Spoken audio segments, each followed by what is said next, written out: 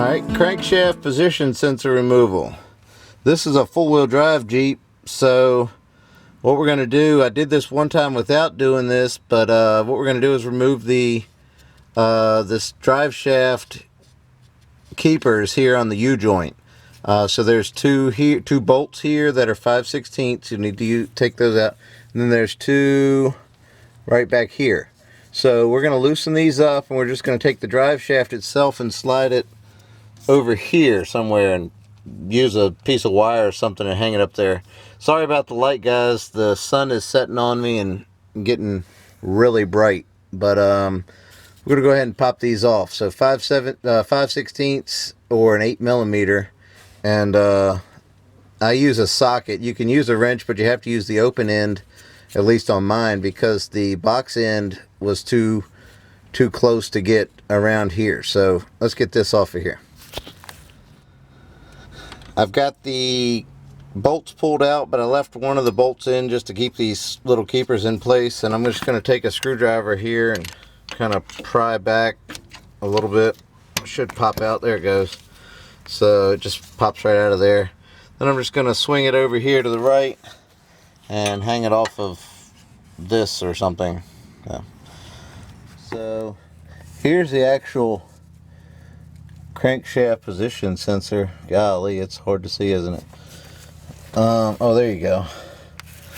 So there it is up there, and it's a 7/16 bolt, and I used an 18-inch extension with a swivel and a 7/16 socket. So I'm not sure how else you would get to it, but you know, here's the bolt right up inside of here. So if you follow that wire over from where I was pointing, there's where the sensor goes in and where the bolt comes out. So all you do now, I will attempt to do this one-handed, but so here's the sensor here, and you just wiggle, get the shifter linkage out of the way, and you can take the wire and kind of pull it. See if I can do that so you can see it. So I've pulled the wire out. There's the connector right there, and so you can see the wire is here and the sensor is there. So all I'm going to do is just pull kind of at a 11 o'clock position out of the bell housing of the engine, and you'll have to rotate the flange that the bolt goes into toward the front of the motor to get the sensor completely out. Oop, so there it goes. What I was showing you, that it was bolted in there about in this position, and I had to rotate it, pull it out a little bit, rotate the flange toward the front of the motor, and then pull it out the rest of the way. So here's the original sensor. Now this has 220 something thousand miles on it. I figured if I'm in here doing a bunch of stuff, I might as well go ahead and get a new one of those.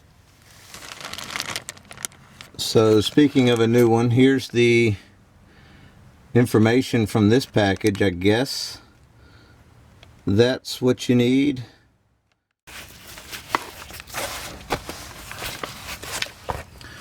So here's the instruction sheet and installation, removal, a picture of kind of where it is, and all that good stuff. So here's the new sensor. There's the part number that's on it. It has this little oblong hole and a cardboard spacer, and obviously the connector. So what you do is you put this into the engine like we took it out, you know, at that kind of angle, and then you adjust the depth by pushing this all the way in against the little ring that's in there, and then you tighten it down like that. So you have to push in and tighten down at the same time. So that's what the instructions said. So let's give that a shot. Alright guys, again, sorry for the angle and the terrible lighting, but we'll try to do this one-handed with the camera and the sensor. But yeah, so installation is the same as the removal. I just got it down into the hole there. If you can see there, just got it started, and then it just slides straight in. So it says in the instructions to push lightly on the back of the sensor while you tighten it down. So I have to do that with two hands, so I'm gonna get back with you here in just a second when I route the electrical cable around the back of the engine. So I've got the connector, I don't know if you can see it there. Let's see here. There we go.